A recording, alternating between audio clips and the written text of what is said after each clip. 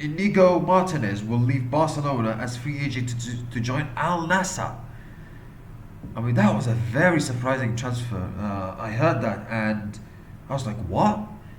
Because obviously contract until June 2026 plus option for further season until June 2027. So like he's gonna leave now and join Al Nassr. So it's a very good signing for Al Nassr, and you can clearly see, and Cristiano Ronaldo is right. The growth of Saudi Pro League is there. It's growing. It's getting better. With clubs signing players from Europe, well-known players, good players, like Phoenix, for example, recently. So yeah, but I was surprised by this transfer because I thought he had a fantastic season for Barcelona, 24-25 season. I thought he was very good. I would say he was their best defender because the remaining defenders that Barcelona have got, they need to improve. Because that's what maybe it's what let Barcelona down in the semi-final against Inter is that they concede so many stupid goals, and that's what denied them from winning, potentially winning the treble, winning the Champions League. Because you never know what they've done, what would they've done against Paris Saint-Germain in the final, but for sure they would have been more competitive than Inter produced in the final. But like, yeah, it's a very strange story. When I heard this, I was like, what?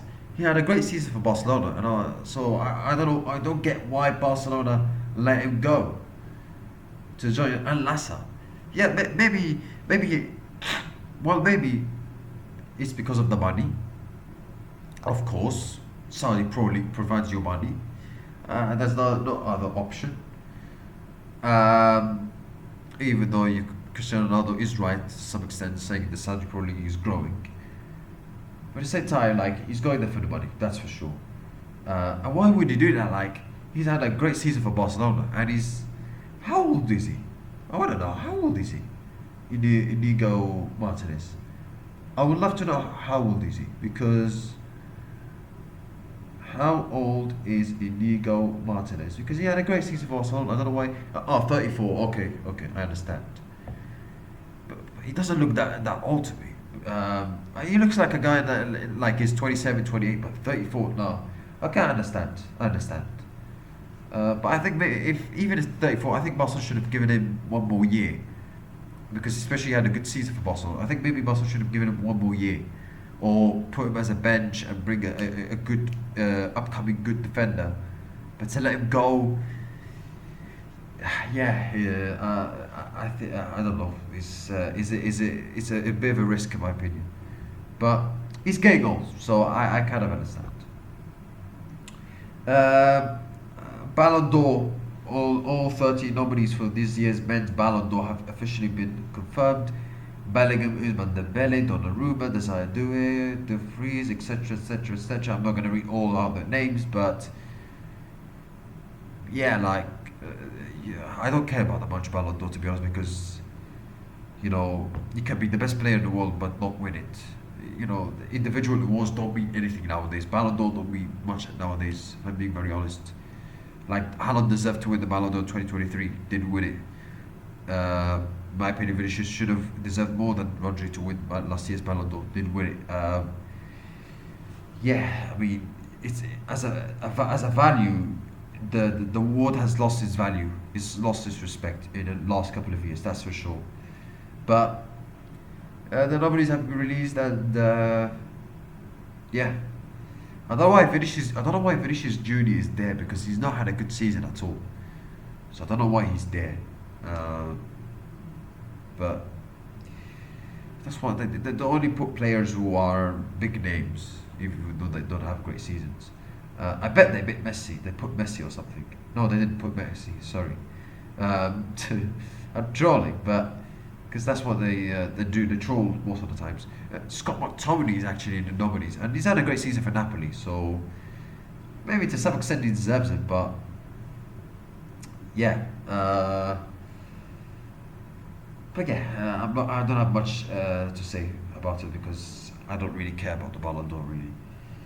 Ter Stegen has been removed as first team captain for Barcelona, as the decision follows. They say Barcelona The decision follows disciplinary proceedings opened against Marc-Andre ter Stegen. During this period, the duties of first captain will be assumed by current vice captain Ronald Araujo. I'm in a Dutch accent, am I? I mean, I said it before, I'll say it again. I mean, the way Barcelona treated ter Stegen is not right. But if they see something in his attitude that they don't like, and it doesn't act like a captain, which ter Stegen should act like as a captain, then okay, I understand it. So if they saw something that he did something, if there was something wrong with his attitude, then okay, I understand it. So yeah, but it was expected, wasn't it? Considering so many problems have been going between ter Stegen and Barcelona the last couple of months, actually. So yeah. Ethan Newry signed a new contract, a long-term deal with Arsenal until 2030. I mean, he stepped into the first team, and I thought he looked really, really good. Obviously, he had to play a lot of games because of Arsenal. Arsenal had a lot of injuries last season. I thought he did well most of the times.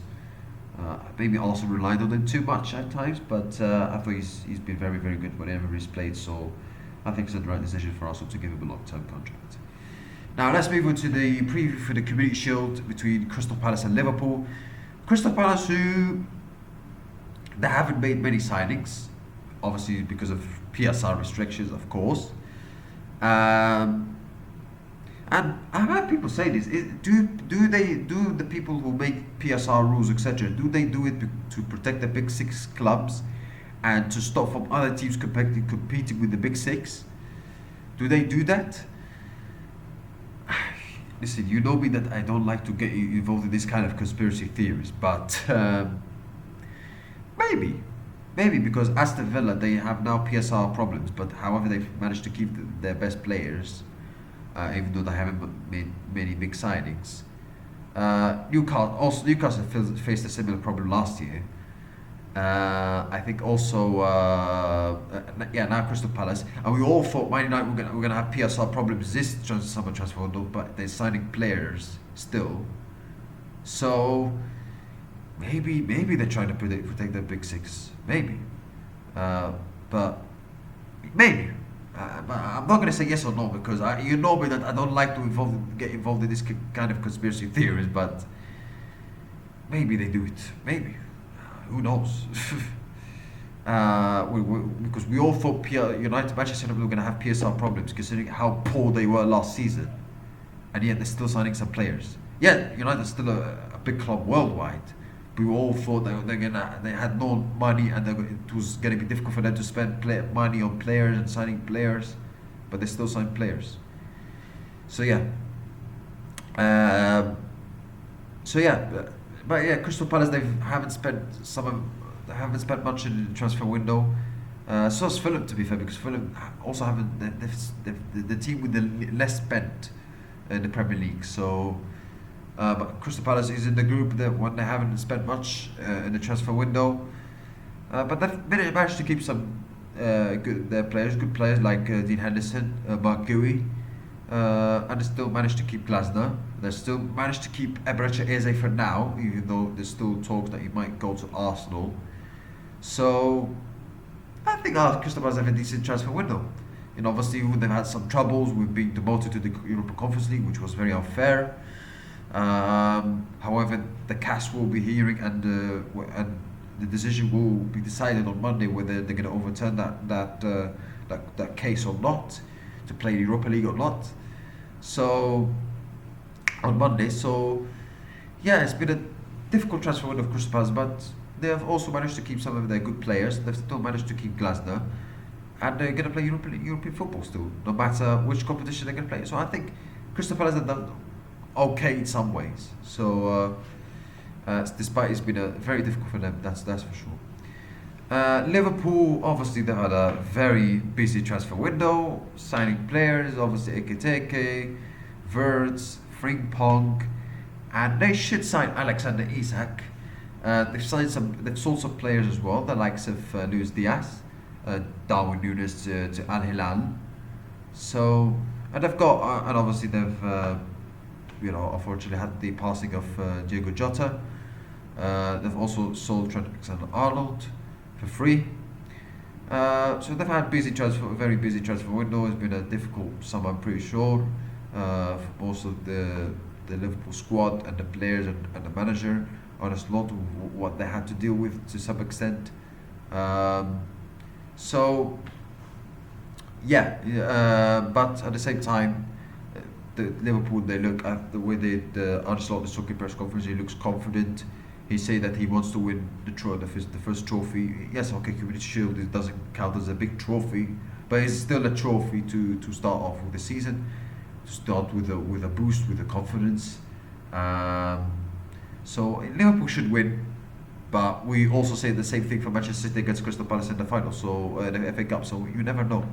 You never know. Anything can happen, but I think Liverpool should win. They've got great players in the firepower in the attack with the likes of Ikiteke, Verts, Salah, and players like Isak should come in. Chiesa, obviously, because now Diaz and Nunes left, could we see more game time for Chiesa? Let's see. Because there's been some rumours that he could leave. He suffered an injury in the pre-season. But let's see.